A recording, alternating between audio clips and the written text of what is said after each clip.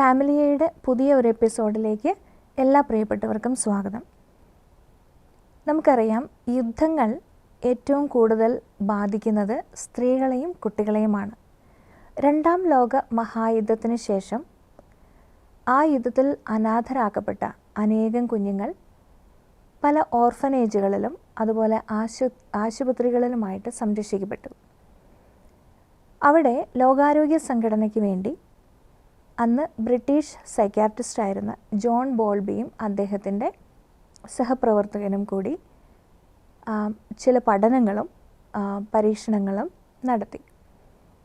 അതിലവർ നിരീക്ഷിച്ച ഒരു പ്രധാനപ്പെട്ട കാര്യം, ഈ കുഞ്ഞുങ്ങൾക്ക്, പ്രത്യേകിച്ച് യുദ്ധത്തിൽ സംരക്ഷിക്കപ്പെട്ടവർ, യുദ്ധത്തിൻ്റെ ദുരിതം അനുഭവിക്കുന്നവർ എന്നുള്ള നിലയ്ക്ക് അവർക്ക് തുടർന്ന് സർവൈവ് ചെയ്യാനായിട്ട്, അവരുടെ അതിജീവനത്തിന് സഹായകമാകുന്ന ആവശ്യമായിട്ടുള്ള എല്ലാ കാര്യങ്ങളും അവർക്ക് ലഭിച്ചിരുന്നു.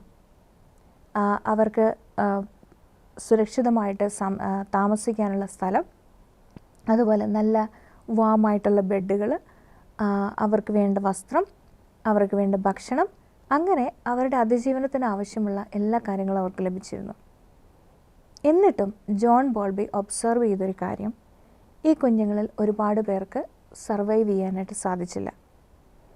അതിൽ പലരും ശാരീരികമായിട്ടും മാനസികമായിട്ടും ആരോഗ്യം നശിച്ചുപോയി. അവർക്ക് റിക്കവർ ചെയ്യാനായിട്ട് സാധിക്കാതെ വന്നു. മാനസിക ശാരീരിക ആരോഗ്യ പ്രശ്നങ്ങൾ അനുഭവിക്കുന്നവരായിരുന്നു. എന്തുകൊണ്ടാണ് അതിജീവനത്തിന് ആവശ്യമായിട്ടുള്ള എല്ലാ കാര്യങ്ങളും കൊടുത്തിട്ടും ഈ കുഞ്ഞുങ്ങൾക്ക് ആരോഗ്യമുള്ളവരായി അവരുടെ ജീവിതത്തിൽ മുമ്പോട്ട് പോകാൻ സാധിക്കാതെ വരുന്നു, അല്ലെങ്കിൽ അതിജീവിക്കാനായിട്ട് സാധിക്കാതെ വന്നു? ഈ ഒരു നിരീക്ഷണവും ഈ ചിന്തകളും അതിനെക്കുറിച്ചുള്ള പഠനങ്ങളുമാണ് ജോൺ ബോൾബി എന്ന സൈക്യാട്രിസ്റ്റിനെ അറ്റാച്ച്മെൻറ്റ് തിയറിയുടെ ഡെവലപ്മെൻറ്റിലേക്ക് കൊണ്ടുപോയി എത്തിച്ചത്. പിന്നീട് മേരി ഐൻസ്വർത്ത് എന്ന സൈക്കോളജിസ്റ്റ്, അദ്ദേഹം രൂപപ്പെടുത്തിയ അറ്റാച്ച്മെൻറ്റ് തിയറികളെ ഡെവലപ്പ് ചെയ്തിട്ടുണ്ട്. പേരൻറ്റിങ്ങിനെക്കുറിച്ച് ചിന്തിക്കുമ്പോൾ നമ്മൾ മനസ്സിലാക്കാനായിട്ട് സഹായിക്കുന്ന, പേരൻ്റ് ചൈൽഡ് റിലേഷൻഷിപ്പിനെ മനസ്സിലാക്കാനായിട്ട് സഹായിക്കുന്ന മനോഹരമായിട്ടുള്ള ഒരു തിയറിയാണ് അറ്റാച്ച്മെൻറ്റ്. അറ്റാച്ച്മെൻറ്റ് തിയറിയുടെ ഒരു എസൻസ് എന്താണെന്ന് വെച്ചാൽ, നമ്മൾ മനുഷ്യർ എപ്പോഴും സുരക്ഷിതത്വം കണ്ടെത്തുന്നത് മറ്റ് മനുഷ്യരിൽ തന്നെയാണ്. ഉദാഹരണത്തിന്, നമ്മുടെ ചുറ്റുമുള്ള പ്രകൃതിയിൽ മൃഗങ്ങളെയും പക്ഷിജാലങ്ങളെയും ഒക്കെ ഒന്ന് നിരീക്ഷിച്ച് നോക്കൂ. പക്ഷികളോ അല്ലെങ്കിൽ മൃഗങ്ങളോ ഒക്കെ അവയ്ക്ക് എന്തെങ്കിലും ഒരു അപകടം അല്ലെങ്കിൽ പ്രശ്നം നേരിടുമ്പോൾ, അല്ലെങ്കിൽ അവർ ഭയപ്പെടുമ്പോൾ അവർ അഭയം തേടുന്നത് ഏതെങ്കിലും സ്ഥലങ്ങളിലായിരിക്കും. അവരുടെ കൂടിൽ, അല്ലെങ്കിൽ മാളങ്ങളിൽ, അല്ലെങ്കിൽ മരച്ചുവട്ടിൽ, എവിടെയെങ്കിലും ഒരു സ്ഥലത്തായിരിക്കും അവർ ആശ്രയം തേടുന്നത്. എന്നാൽ ഒരു മനുഷ്യൻ ഭയപ്പെടുമ്പോൾ, ഒരു മനുഷ്യക്കുഞ്ഞ് ഭയപ്പെടുമ്പോൾ, അല്ലെങ്കിൽ ഇമോഷണലി അവർ അരക്ഷിതത്വം അനുഭവിക്കുമ്പോൾ, സുരക്ഷിതത്വത്തിന് വേണ്ടി ഓടിയെത്തുന്നത് മറ്റൊരു മനുഷ്യനിലാണ്. അത് തങ്ങൾക്ക് സുരക്ഷിതത്വം നൽകാൻ കഴിയും എന്ന് അവർ ചിന്തിക്കുന്ന ഒരു മനുഷ്യനിൽ, അത് രക്ഷിതാക്കളായിരിക്കാം, മറ്റു വ്യക്തികളായിരിക്കാം, മനുഷ്യരിലേക്കാണ് ഓടിയെത്തുക. സോ മനുഷ്യൻ്റെ സുരക്ഷിതത്വം എന്ന് പറയുന്നത് അവൻ കണ്ടെത്തുന്നത് മനുഷ്യരിൽ തന്നെയാണ്. അങ്ങനെയെങ്കിൽ ഒരു നവജാത ശിശു, അവന് അല്ലെങ്കിൽ അവൾക്ക് ഒട്ടും പരിചയമില്ലാത്ത മനുഷ്യരുടെ ഒരു പുതിയ ലോകത്തിലേക്ക് കടന്നു വരുമ്പോൾ ഒരുപാട് തരത്തിലുള്ള അരക്ഷിതത്വങ്ങളിലേക്കാണ്, ഇൻസെക്യൂരിറ്റീസിലേക്കാണ് ആ കുഞ്ഞ് ജനിച്ചു വീഴുന്നത്.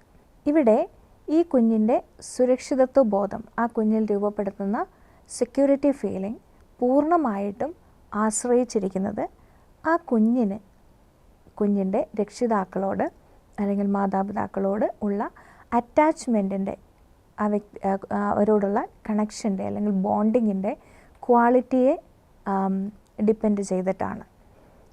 ഇതിന് സെക്യൂർ അറ്റാച്ച്മെൻറ്റ് എന്നാണ് ജോൺ ബോൾബി വിശേഷിപ്പിച്ചിരിക്കുന്നത്.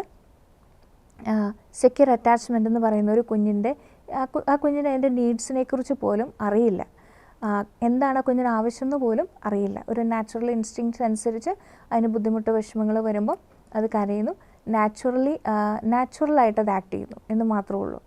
അതിനെക്കുറിച്ച് അവബോധമില്ല. സോ ഒരു കുഞ്ഞിൻ്റെ റെസ്പോൺസസിൽ നിന്നും അതിൻ്റെ നീഡ് എന്താണെന്ന് മനസ്സിലാക്കി അതിനോട് സമയാസമയങ്ങളിൽ പ്രതികരിക്കുന്നത് വഴി കൺസിസ്റ്റൻ്റായിട്ട് സ്ഥിരതയോട് കൂടിയ ഒരു അവൈലബിലിറ്റി, അത് വൈകാരികമായിട്ടും ശാരീരികമായിട്ടും കുഞ്ഞിൻ്റെ ആവശ്യങ്ങളിൽ അവരുടെ അടുത്ത് പ്രസൻ്റ് ആയിരിക്കുന്നത് വഴി, കുഞ്ഞുങ്ങളുടെ ആവശ്യങ്ങളെ നിറവേറ്റുന്നത് വഴി, സുരക്ഷിതത്വവും സുഖവും നൽകുന്നത് വഴി ഈ ഒരു അറ്റാച്ച്മെൻറ്റ് സ്ട്രോങ് ആയിട്ട് രൂപപ്പെടുന്നു എന്നാണ് അറ്റാച്ച്മെൻറ്റ് തിയറിയുടെ ബേസ്.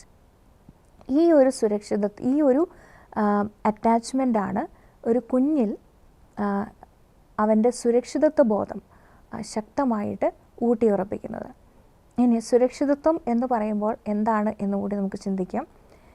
സുരക്ഷിതത്വ ബോധം എന്ന് നമ്മൾ പറയുന്നത് സാധാരണ നമ്മുടെ ചുറ്റുമുള്ള വ്യക്തികളിൽ, നമ്മുടെ കൂടെയുള്ളവരിൽ, അതുപോലെ നമ്മുടെ ചുറ്റുപാടുകളിൽ നമ്മളിൽ തന്നെ ഉള്ള നന്മയിലുള്ള ഒരു വിശ്വാസമാണ് സുരക്ഷിതത്വ ബോധം എന്ന് നമുക്ക് പറയാം. കാരണം നമ്മുടെ ചുറ്റുമുള്ള ആളുകൾ, നമ്മുടെ കൂടെയുള്ളവർ നമ്മളോട് നന്മയുള്ളവരാണ്, അവർ നമുക്ക് നല്ലതേ ചെയ്യുള്ളൂ. അല്ലെങ്കിൽ നമ്മുടെ സാഹചര്യം നന്മയുള്ളതാണ്, അത് നമുക്ക് നല്ലതാണ്, ഞാൻ തന്നെ നല്ലതാണ്, ഞാനും എൻ്റെ ചുറ്റുപാടുകളും എൻ്റെ ചുറ്റുമുള്ള വ്യക്തികളുമായിട്ടുള്ള എൻ്റെ ബന്ധം നല്ലതാണ് എന്നുള്ള ഒരു വിശ്വാസത്തെയാണ് നമ്മൾ സുരക്ഷിതത്വ ബോധം എന്ന് പറയുന്നത്. അത് രൂപപ്പെടുന്നത്, ഒരു വ്യക്തിയിൽ രൂപപ്പെടുന്നതും മുൻപോട്ടുള്ള ജീവിതത്തിൽ അവരിലത് അടിയുറയ്ക്കുന്നതും പ്രധാനമായും ഈ കുഞ്ഞുങ്ങൾക്ക് അവരുടെ കെയർ ഗിവേഴ്സിനോട്, രക്ഷിതാക്കളോടുള്ള ബന്ധത്തിൻ്റെ ക്വാളിറ്റി, സെക്യൂർ അറ്റാച്ച്മെൻറ്റിൻ്റെ ഫലമായിട്ടാണ്.